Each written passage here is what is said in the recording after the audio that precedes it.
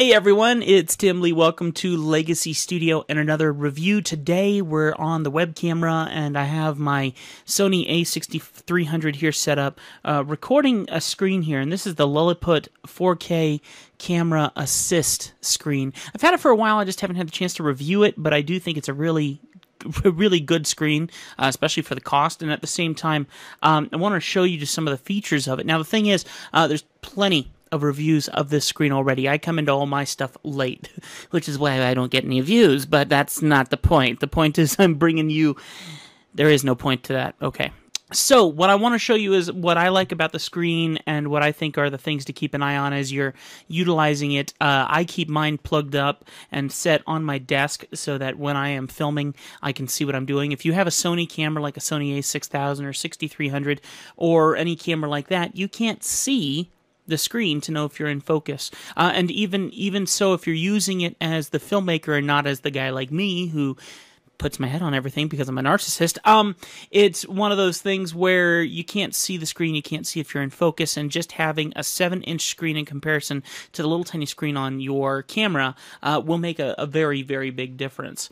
So what I want to do is quickly run you through a couple of the quick little settings here. This is a 4K screen, and it kind of chooses to flip back and forth between 1080p and 4K. It's very odd how it chooses to do that, but at the same time, because it is a higher resolution screen, it allows you to be able to capture that focus a lot better. I shoot a lot of my stuff in manual focus, even on my Sony a6000 or a6300 here, even though I have an amazing lens here on the 16mm, but I can double check my focus and I can know that right about there is focus.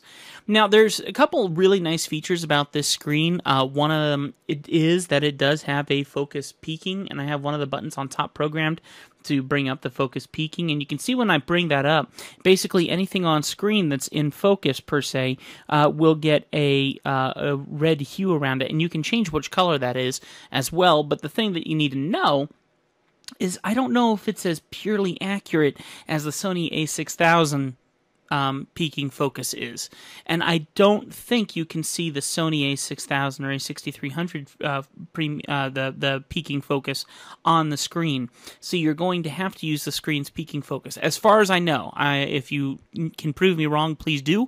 It may be a setting that I haven't flipped on yet in my camera, and if that's the case, that would be wonderful. But in any case, it did a good job, because I took this out and I did a professional shoot with it the other day, and I used the focus peaking, and it did work. It did work. And I would say it worked for the most part pretty well. I looked at the footage later, and I was pleased with all of it, which is rare.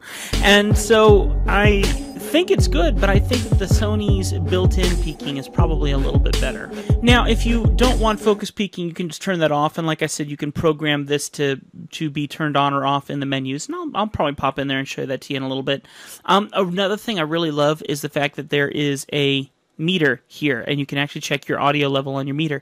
Now, of course, I am recording audio directly from my camera as well, and that's why it's up so high, because I'm not making an effort to change that. And so if you're using the screen, you don't need to have all these other meters on, so you can turn them off in the camera and just have them on the screen, because the screen is incredibly accurate at the same time as the level on the camera itself. So really, you can't go wrong with the screen having that option. On top of that, one thing I really love and haven't had much of a chance to use, and one of the reasons why I really bought this thing, is because it has false colors, which just makes me like a giddy little boy on Christmas Day. And what it is you're able to use these false colors to better make sure that you are exposing correctly for what you're shooting. And I wanted to get the Lilliput in focus here, and you can see that right around this area here on the screen itself, you got green right here, a little bit of gray, and a little bit of blue, and then you switch over and suddenly you get into these hot reds and oranges, which means you're overexposed in these areas, and these dark blue areas over here, right there, that will show you that you're underexposed. And so it's a wonderful thing to have this function that you can use to really make sure your exposure is in check. And also, on top of that, look at this awesome histogram here, and this histogram is on the screen, it's not on the camera itself. That is wonderful. I mean, seriously, that's a killer feature of this screen, and I love it. Now, let's go ahead and head into the menus here. Now, I do think it's a bit technical to get into the menus, because if you move your cursor here on the side, there's a scroll wheel up on the screen here that will adjust your brightness if you press it once. Now you're on contrast, saturation, tint, sharpness, and volume. And by the way, just to warn you, that volume is turned up when you first get this thing in. You plug it up to your camera, you turn it on, and the thing just goes ballistic, and you got screaming, kind of like a guitar backfiring on an amp. So make sure you turn that volume down, or else when you start filming, it's going to be like, it's going to be really annoying and obnoxious, kind of like my voice is. Hold down the button, or hold down that wheel, and now we have our menus. And as you can see, all those same options are in here. Center markers, aspect markers, safety markers, marker color, grid, marker matte, and thickness. And then we can keep moving forward here. Scan, aspect, underscan, check field, zoom, freeze, DSLR, which I'm not exactly certain what that DSLR option is. And then here's where we get interesting. Peaking, peaking color, peaking level, false color, exposure, exposure level, and histogram. And then finally, we'll keep coming down. Volume levels, and down here at the final settings is where I think you're going to want to remember how to get to the most, because right here it says F1 configuration peaking, F2 configuration false color. That is these two buttons on top of the screen up here, and you can program those to do whatever you want, and you can set that up in that menu. This is a very, very simple screen, but at the same time, it's a very, very good quality screen. A few other little honorable mentions that should be mentioned about the screen as well is that it does have a in and out HDMI and external power supply if you wish to use it. Also has a camera screw mount like you would use on any tripod, both on the top and on the bottom of the screen, which is really, really nice. And then if you turn around and look on the back side, there is actually a Versa mount back there. There are 4 different screws where if you wanted to mount this to a mount of some nature, you could, but let you know that if you have an external battery and you're using their little plug-in mod that you put on it for Sony batteries, that Versa mount will not be able to fit on there unless you have standoffs on there. And I have no idea how big those standoffs would need to be. On the other side of that, of course, also an earphone jack. So if you have a camera and you wish that you had the ability to monitor your audio input, well, this screen is perfect for you. As soon as I got this in, I went out and I did a shoot with it, a video shoot, had it mounted on top of my camera, and was running and gunning with this thing all day. And it did very, very well. Now, it comes included with a little ball head mount, which I don't have anywhere nearby. Just to warn you, that little guy will slip off the hot shoe of your camera very easily. Make sure it's on tight, and even if you think it's on tight, don't trust it, because it will slip and cause issue. I literally dropped my camera because I was holding it by that ball mount, which just don't do, and the whole thing slipped, and I literally caught my camera on my foot. That's called Matrix moves, my friends. So there you go, guys. It's a really, really great monitor.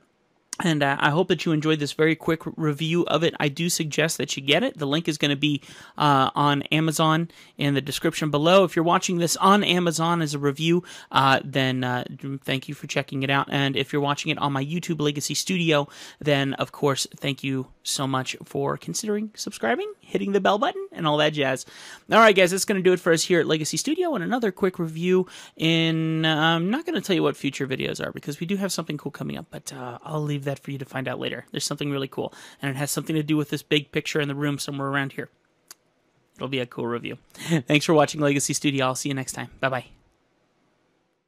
So I've been in search of an external monitor for my Sony a6300, and I came across the Andy Cine A6 4K monitor and decided to pick it up, and I've been using it for a few weeks now, and I want to give you my review on it. Let's go ahead and jump right in. Hey, this is Tech Jungle. Here you can find news, reviews, and up-to-date information on some awesome technology existing in our world today. And one piece of awesome technology is the Andy Cine A6 4K monitor.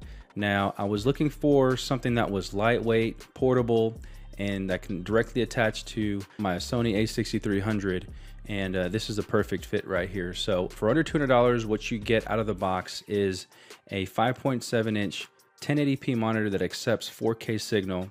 You also get a tilt arm that allows you to rotate the screen itself 180 degrees, so you can either be behind the camera or in front of the camera and still see an image, which if you have a Sony a6300, a6500, the screen on those cameras, they don't tilt.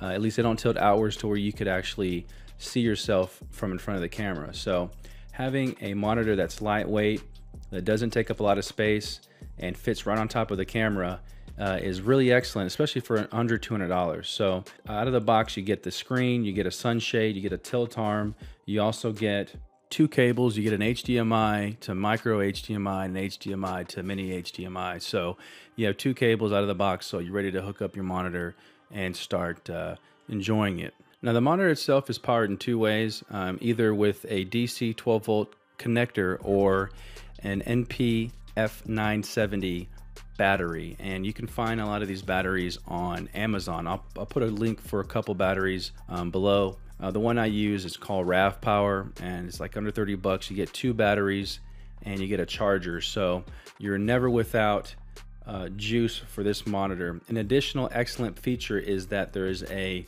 8-volt DC out, and what that can do is that allows you to, if you have a dummy battery, you can connect the monitor directly into your camera, and now your monitor is powering your camera with that big NP-F970 battery. And this has a couple of benefits. 1, you're not constantly burning through camera batteries, and 2, it decreases the likelihood of your camera overheating because that dummy battery doesn't give off a lot of heat.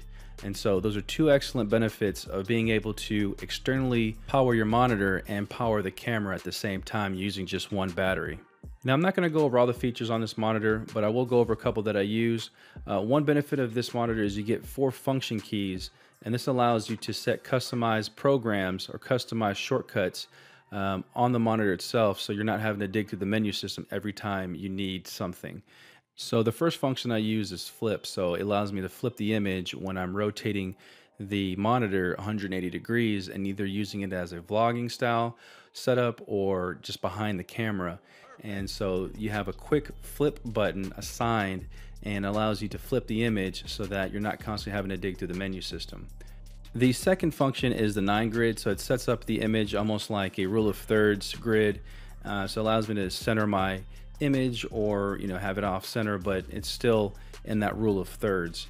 And so it's a quick tap of the button and I have my grid up on display. The third button I have assigned to a center marker, so it's just a crosshair right in the middle of the display. If I don't want to have the grid turned on, this is a secondary option, and it works. And the last button I have assigned is for zoom, so it allows me to zoom in on the image, make sure everything is in focus and crystal clear. And there's about a dozen of these functions that you can assign to these 4 shortcut buttons, and it really just speeds up your workflow process. And so for under $180, you're getting a well-constructed, lightweight monitor that attaches to your camera and really increases the functionality in your workflow. And I really think that this is a great pickup for anyone who's out there who wants to vlog or who wants to just view their content in a larger format. This monitor here is way better than the monitor on my A6300, and I'm sure it's the same way for the A6500 as well. So I'll have this linked in the description below if you want to go ahead and take a look at it. Again, if you have a camera that doesn't have a swivel arm that swings out, and you're like me and you have a Sony A6300 or A6500, even the A7 III, attaching a monitor like this really does help you out if you want to be in front of the camera instead of just behind it. And you also get a larger screen, and it's all for under 180 bucks. So I definitely recommend this. And if you're looking to pick it up, again, links in the description below. Thanks for watching. Leave a comment below if you have one and you've enjoyed it or you're thinking about picking one up. Go ahead and subscribe to my channel if you haven't. This is Tech Jungle. I'll see you on the next one. Take care.